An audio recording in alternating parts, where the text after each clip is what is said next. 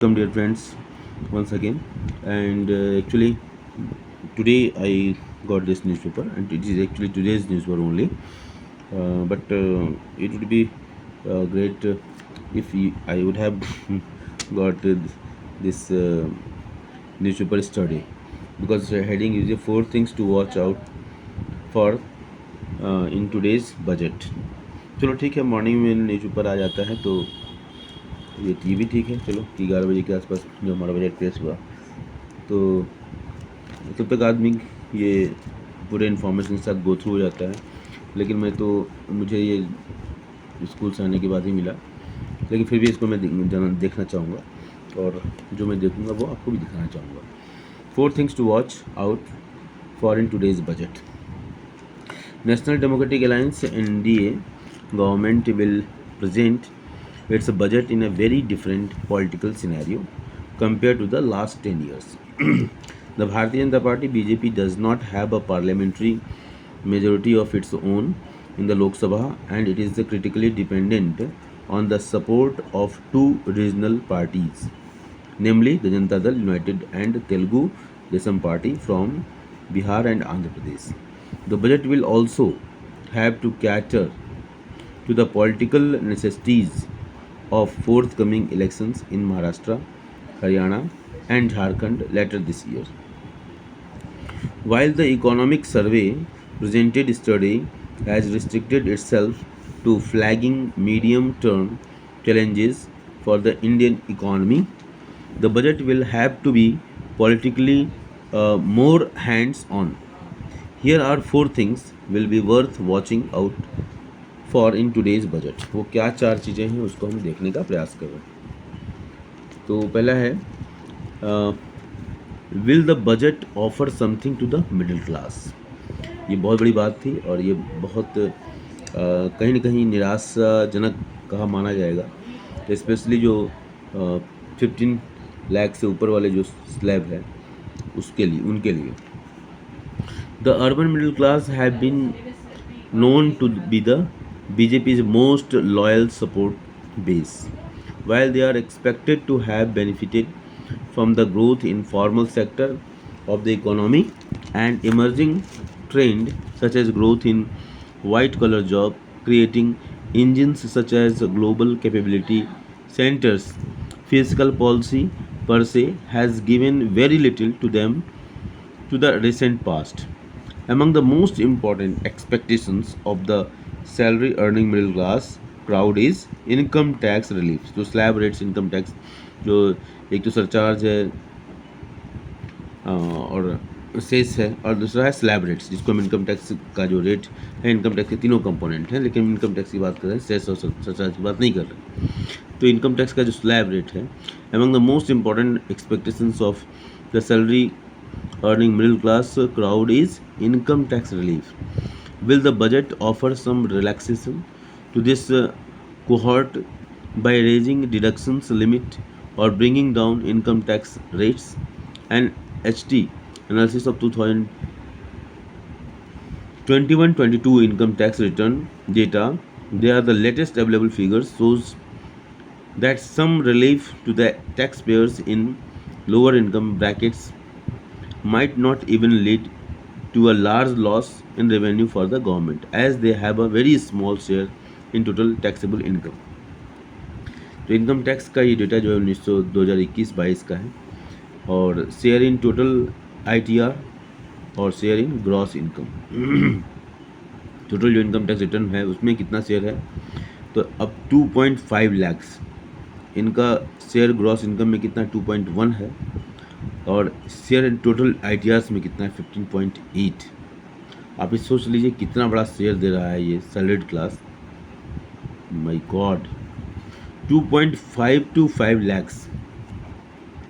अब 2.5 to 5 lakhs का income tax return में जो शेयर है आप 40.1%, और ग्रॉस इनकम में 15.6, मतलब 3 times, ऑलमोस्ट 3 times लेस है। 5 lakhs to 10 lakhs 31.7, और शेयर जो है ग्रॉस इनकम में 20.5%। 10 लाख टू 20 लाख। अब यहाँ देख लीजिए, यहाँ से बदलाव देखिए, अभी तक ये एम्प्लॉय फ्रेंडली हो गया, इधर इनका जो है ITR में शेयर कम होता जा रहा है और इनकम में शेयर बढ़ता गया हाई इनकम ग्रुप में।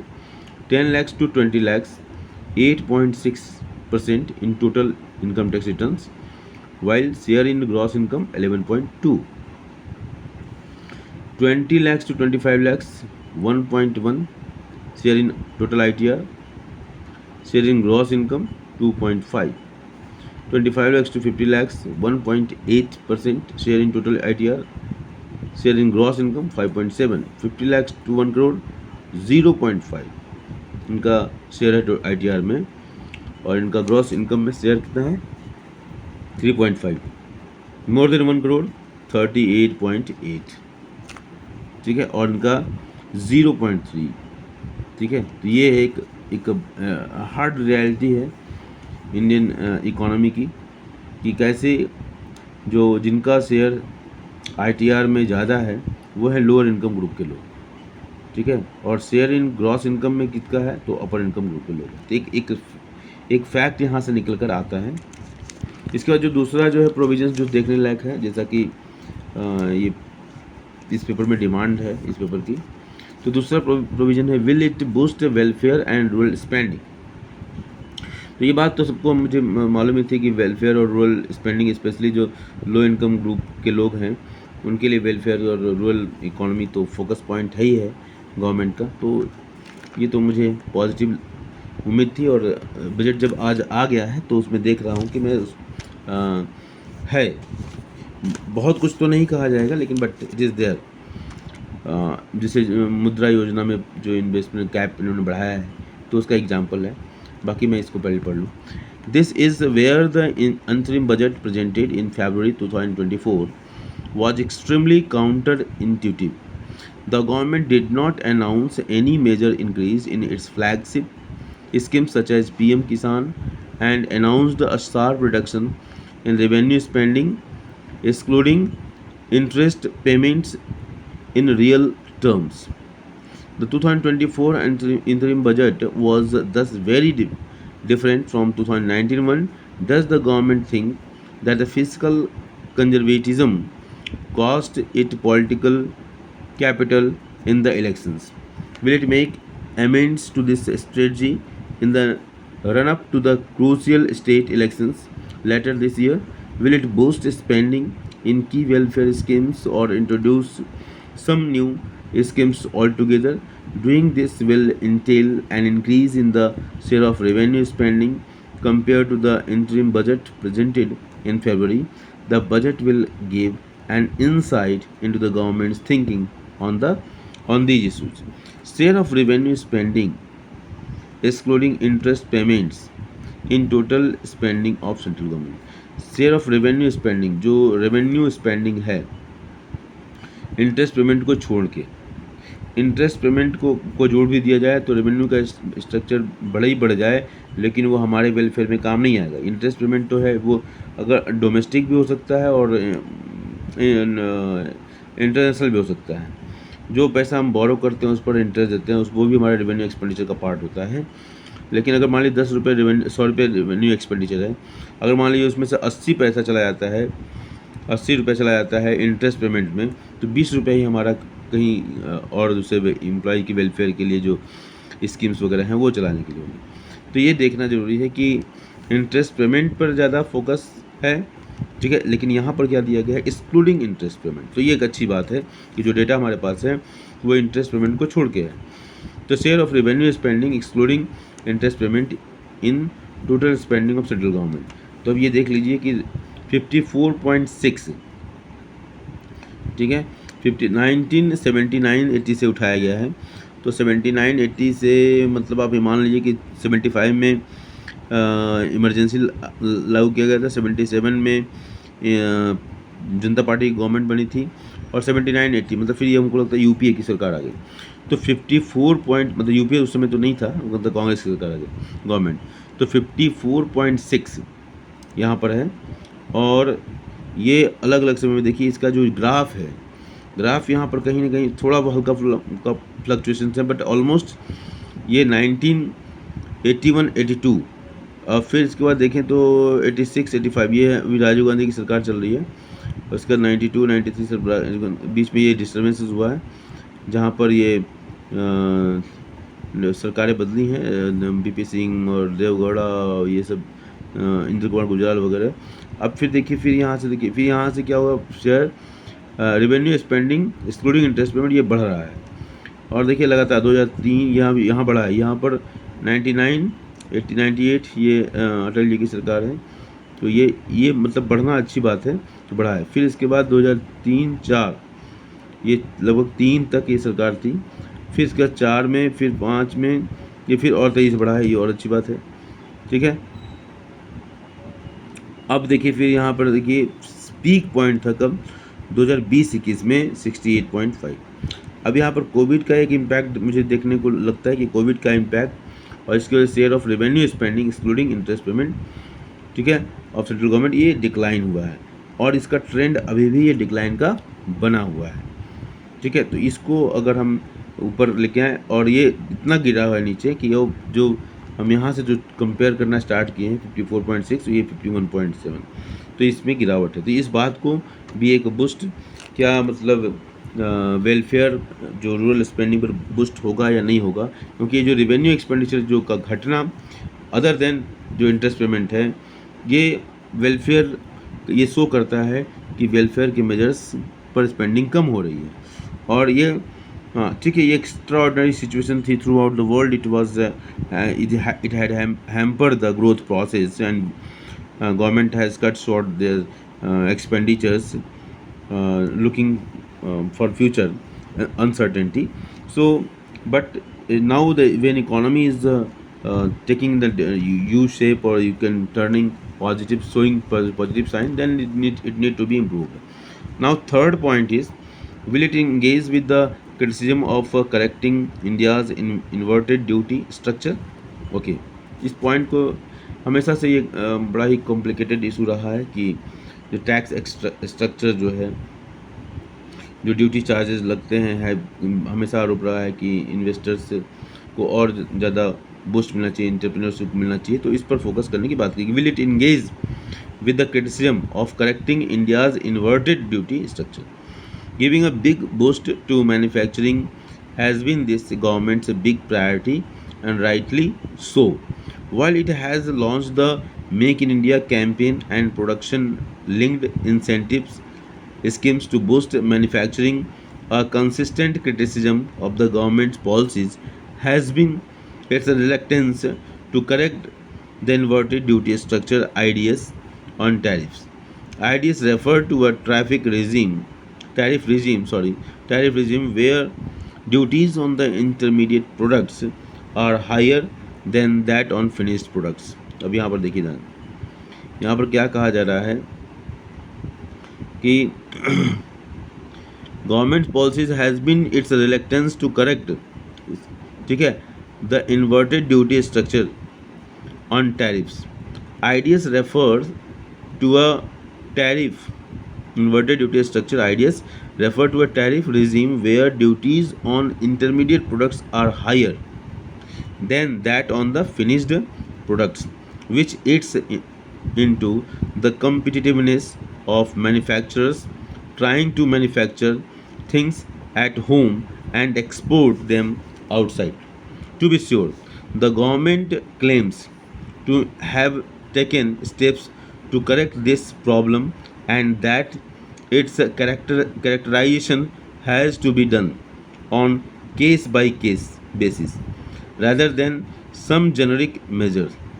Also, any big movement towards correcting ideas in tariffs involves a leap of faith, because it works on the assumption that a rise in trade deficit in intermediate goods will lead to an increase in India's trade surplus in consumer goods. तो यहाँ पर इसको balance of payment के अगर point से देखा जाए तो एक चीज़ निकल कर आती है कि यहाँ पर सरकार का ये अप्रोच है कि अगर मान लीजिए ट्रेड डेफिसिट्स जो इंटरमीडिएट गुड्स हैं, तो इंटरमीडिएट गुड्स के ऊपर अगर ट्रेड डेफिसिट हम घटाते हैं तो क्या होगा कि India's trade surplus consumer goods पर जो है बढ़ेगा, मतलब इंडिया को ट्रेड सरप्लस होगा। तो ज़्यादा से ज़्यादा अगर हम इंटरमीडिएट गुड्स पर अगर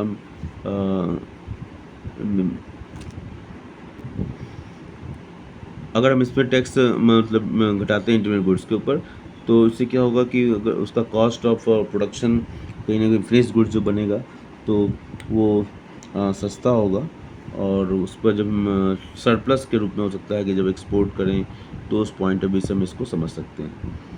और ideas about the tariff regime where duties on intermediate products are higher than that on the finished products, which eats into the competitiveness of the manufacturer trying to manufacture things at home and export them outside। Okay हाँ ठीक है, very good. तो मैं बोल रहा था कि ये थोड़ा घटाएंगे और फिर जो और एक्सपोर्ट करना चाहते हैं, ठीक है। To be sure the government claims to have taken steps to correct this problem and that its characterisation has to be done on case by case basis rather than some generic measures।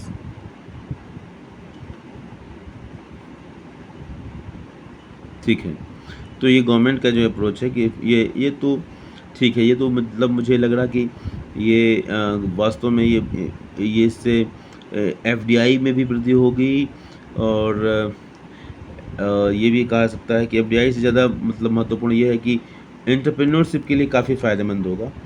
कि अगर हम घर पर कुछ बनाना चाह रहे हैं, हमारे जो एंटरप्रेन्योर्स हैं अगर वो कुछ मैन्युफैक्चर करना चाह रहे हैं और उसको, चूँकि रॉ मटेरियल अगर सस्ता हो जाता है, इंटरमीडिएट गुड्स मतलब रॉ मटेरियल, जिस हमारे कोई असेंबलिंग का कोई चाइना से आता है, कोई ताइवान से आता है, कहीं से भी आता है, उस पार्ट्स को हमने यहाँ पर सस्ते में मंगा लिया और फिर उसको हम, जैसे इसको एग्जाम्पल के रूप में समझो, पहली बात मैं कंप्लीट कर लूँ फिर बाद में कि एक सस्ते मंगा लिया फिर इसको हम एक्सपोर्ट कर रहे हैं।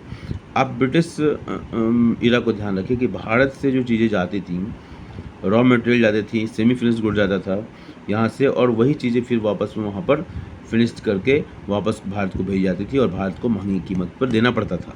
तो भारत के पॉइंट ऑफ व्यू से वो अच्छा नहीं था। तो यहाँ पर वही चीज़ करने का प्रयास किया, उसको रिवर्स किया जा रहा है उस चीज़, ठीक है, कि वहाँ से बाहर से जो भी सेमी फिनिश गुड्स जो कि रॉ मटेरियल, फिनिश गुड्स के लिए रॉ मटेरियल माना जाएगा उसको, तो वो आएगा और फिर उसको हम उसको मॉडिफाई करके हम जो वापस भेज दें तो हमारे बैलेंस ऑफ पेमेंट के लिए अच्छा होगा, ट्रेड डेफिसिट है, ठीक है, उस पर काबू पाया जाएगा। तो चलिए, तो इसको हम यहाँ पर एक ग्राफ के माध्यम से दिखाने का प्रयास किया गया है। मर्केंडाइज ट्रेड इन 2023-24, अब ये देखिए एक्सपोर्ट है हमारा मर्केंडाइज, कैपिटल गुड्स का एक्सपोर्ट 82.6 हमने किया है और इंपोर्ट किया है 138.4, ये डेफिसिट ऑन कैपिटल गुड्स, ठीक है, ये हो रहा है, ठीक है। दूसरा हमारा कंज्यूमर गुड्स की हालत क्या है। कंज्यूमर गुड्स हम ज़्यादा से ज़्यादा एक्सपोर्ट कर रहे हैं, ज़्यादा से ज़्यादा हम यही करते ही, और इंपोर्ट कर रहे हैं 80.3 बिलियन डॉलर का। कंज्यूमर गुड्स में ये हालत है। कैपिटल गुड्स ये ज़्यादा होना, इंपोर्ट ज़्यादा होना अच्छा नहीं माना जाएगा, क्योंकि इसका कॉस्ट ज़्यादा होता है और बैलेंस ऑफ पेमेंट पर ये कैपिटल गुड्स पर निश्चित रूप से ये डेफिसिट होगा। डेफिसिट वैसे दिखलाई दे रहा है, इंपोर्ट डायरेक्ट दिखलाई दे रहा है, और ये अमाउंट ऑफ डेफिसिट जो है, देखिए ये मतलब ये शो करता है, कहीं ना कहीं ये शो करता है कि देश में एंटरप्रेन्योर्स का जो इम्पैक्ट है वो कम है। दूसरा, कंज्यूमर गुड्स हम एक्सपोर्ट कर रहे हैं, कोई भी रॉ मटेरियल हो सकता है, कोई भी खाने पीने की वस्तुएं हो सकती हैं, दाल हो, कुछ भी इस तरह का हो सकता है। तो ये इंटरमीडिएट गुड्स का जो इंपोर्ट है 230.2, यहाँ देखिए इस डेफिसिट की बात की जा रही थी यहाँ पर, तो ये इंटरमीडिएट गुड्स का डेफिसिट देखिए काफ़ी ज़्यादा है, गैप है, ये 230.2 और 124.1 का एक्सपोर्ट है, ठीक है। और यहाँ पर रॉ मटेरियल यहाँ ह्यूज है, ये कहीं ना कहीं इकोनॉमी की इनएफिशिएंसी को दिखाता है कि अभी भी नहीं, रॉ मटेरियल का इंपोर्ट कर रॉ मटेरियल का इंपोर्ट हम कर रहे हैं, तो it's a good sign, it's a very good sign that कि we are importing more amount of raw material and exporting less. So it's this change in the Indian economy's pattern of exporting importing of raw material is very much appreciable. Here it is not good. Here consumer goods का हम cell करते हैं, ज़्यादा cell कर रहे हैं, लेकिन ज़्यादा सेल कंज्यूमर गुड्स का होने का मतलब है कि कहीं ना कहीं वेलफेयर का जो एस्पेक्ट है वो हम अगर ज़्यादा दे देंगे तो हमारे लोगों के लिए कंजम्पशन कम पड़ेगा। तो इस तरह से हम इसकी व्याख्या कर सकते हैं। और ये तो मैं बिल्कुल मानता हूँ कि हम इंपोर्ट कर रहे हैं, अच्छी बात है कि इंपोर्ट कर रहे हैं और कैपिटल गुड्स का, हाँ, और ये हम एक्सपोर्ट यहाँ पर कर रहे हैं। ये हम अब ये हमारा एक्सपोर्ट जो है ज़्यादातर हमको लगता है अफ्रीका वगैरह जैसे कंट्री में होता होगा, और वहाँ 138.4।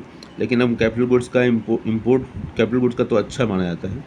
कैपिटल गुड्स का इम्पोर्ट कैपिटल गुड्स का import is a good sign. जो मैंने पहले बोल दिया था कि मैं ध्यान नहीं दिया मैंने कि कैपिटल गुड्स का इम्पोर्ट अच्छी बात है। हाँ, अगर हम खुद बना लें उनको इम्पोर्ट, ये भी ना करना पड़े, तो वो ज़्यादा अच्छा होगा। बट इट्स ओके कि हम कैपिटल गुड्स का इम्पोर्ट कर रहे हैं।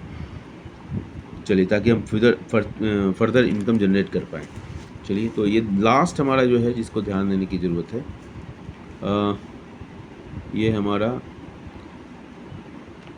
will it give fiscal concessions to states ruled by KLIs? This will be the most interesting thing to watch out for this year's budget. Both the TDP and JDU have been mounting pressures for a special treatment to Andhra Pradesh and Bihar, with India moving away from the practice of 5-year plans and with tax devolution to states being fixed under the Finance Commission awards. The only route for more fiscal measures resources to states is via transfers to states over and above their net proceeds in central taxes। मतलब जो राज्यों का जो share है उससे ज़्यादा उनको help करना।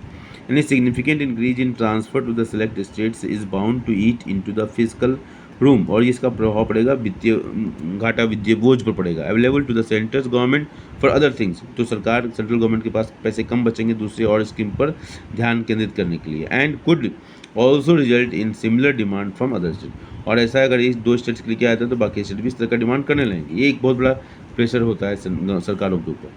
Total transfer of resources to states and union territories with the legislature in lakh rupees. The total transfer of resources states and union territories with the legislature excluding state shares in union taxes। तो 2022-23 से 2020-23 में 9.2 lakh crore rupees थे। 23-24 budget expenditure का 10.5 lakh crore. 23-24 revenue expenditure का 9.9 और 24-25 का 10.5 लाख करोड़। तो ये एक ट्रेंड हमको दिखाता है कि किस प्रकार यूनियन बजट में रिसोर्स का transfer resources to state and union territories with the legislature. तो ये जो सेंट्रल गवर्नमेंट किस तरीके से अलग अलग समय में, तो ये कुल मिला के ये कहा जाए कि जो ट्रांसफ़र है वो बहुत ही फेवरेबल है। जो फेडरलिज्म का जो कॉन्सेप्ट है उसको स्ट्रेंथन करने वाला ये फिगर है। हाँ, 23-24 में ज़्यादा हुआ, फिर 23-24 में 9.9 ये दिखा रहा है, और 24-25 में 10.5 दिखा रहा है। तो इस तरीके से इन सब सारी चीज़ों को हमको देखना होगा इस बार के बजट में। तो इस तरीके से माइन्यूट अभी देखा भी नहीं, केवल जल्दीबाजी मैंने देखा था, न्यूज़ सुना था। चलिए, तो उस पर और ज़्यादा अध्ययन करूँगा, फिर एक नए वीडियो के साथ आऊँगा और जो हमारी अंडरस्टैंडिंग है उस पर डिस्कस कर रहे हैं। इसमें क्लैरिटी एक्सपर्ट और भी ज़्यादा दे सकते हैं। Thank you.